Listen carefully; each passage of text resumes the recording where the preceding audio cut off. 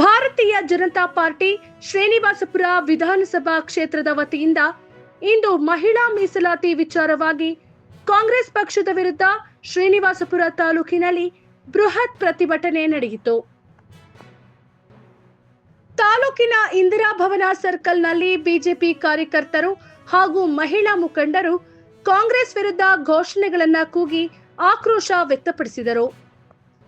ಮಹಿಳೆಯರಿಗೆ ಲೋಕಸಭೆ ಮತ್ತು ವಿಧಾನಸಭೆಯಲ್ಲಿ 33% ಮೀಸಲಾತಿ ನೀಡುವ ನಾರಿ ಶಕ್ತಿ ವಂದನಾ ಅಧಿನಿಯಮಕ್ಕೆ ಕಾಂಗ್ರೆಸ್ ಅಡ್ಡಿಪಡಿಸಿದೆ ಎಂದು ಆರೋಪಿಸಿದರು.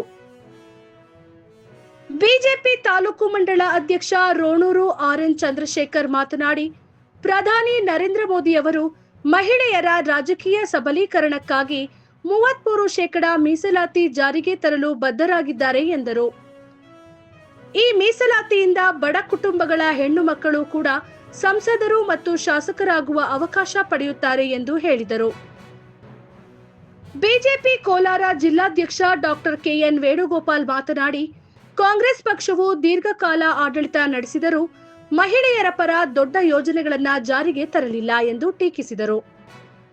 ಆದರೆ ಬಿಜೆಪಿ ಸರ್ಕಾರ ಉಜ್ವಲ ಯೋಜನೆ, ಜನಧನ್ ಯೋಜನೆ, ಜಲ್ ಜೀವನ್ ಮಿಷನ್, ಮಹಿಳೆಯರ ಮನೆ ಮಾಲೀಕತ್ವ, ಶೌಚಾಲಯ ನಿರ್ಮಾಣ ಸೇರಿದಂತೆ ಅನೇಕ ಕಲ್ಯಾಣ ಯೋಜನೆಗಳನ್ನು ಜಾರಿಗೆ ತಂದಿದೆ ಎಂದು ಹೇಳಿದರು. ಮಹಿಳೆಯರ ರಾಜಕೀಯ ಹಕ್ಕಿಗೆ ಕಾಂಗ್ರೆಸ್ ದ್ರೋಹ ಮಾಡಿದೆ ಎಂದು ಆರೋಪಿಸಿದ ಅವರು, ಮುಂದಿನ ಚುನಾವಣೆಯಲ್ಲಿ ಮಹಿಳೆಯರು ಕಾಂಗ್ರೆಸ್ಗೆ ತಕ್ಕ ಪಾಠ ಕಲಿಸಬೇಕು ಎಂದು ಕರೆ ನೀಡಿದರು.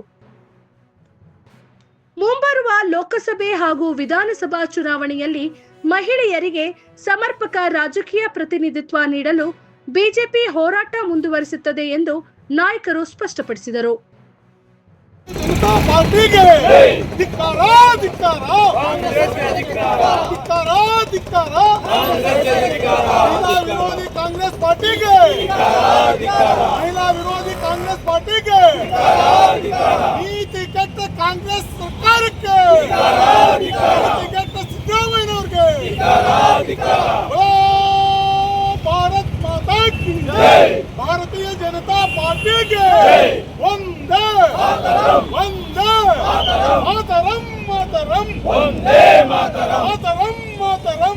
ಪಾರ್ಟಿಗೆ ನರೇಂದ್ರ ಮೋದಿ ಜಿಗೆ ದುರಾಡಳಿತ ಕಾಂಗ್ರೆಸ್ ಸರ್ಕಾರಕ್ಕೆ, ದುರಾಡಳಿತ ಕಾಂಗ್ರೆಸ್ ಸರ್ಕಾರಕ್ಕೆ, ಕಾಂಗ್ರೆಸ್ ಸರ್ಕಾರಕ್ಕೆ, ದುರಾಡಳಿತ ಕಾಂಗ್ರೆಸ್ ಸರ್ಕಾರಕ್ಕೆ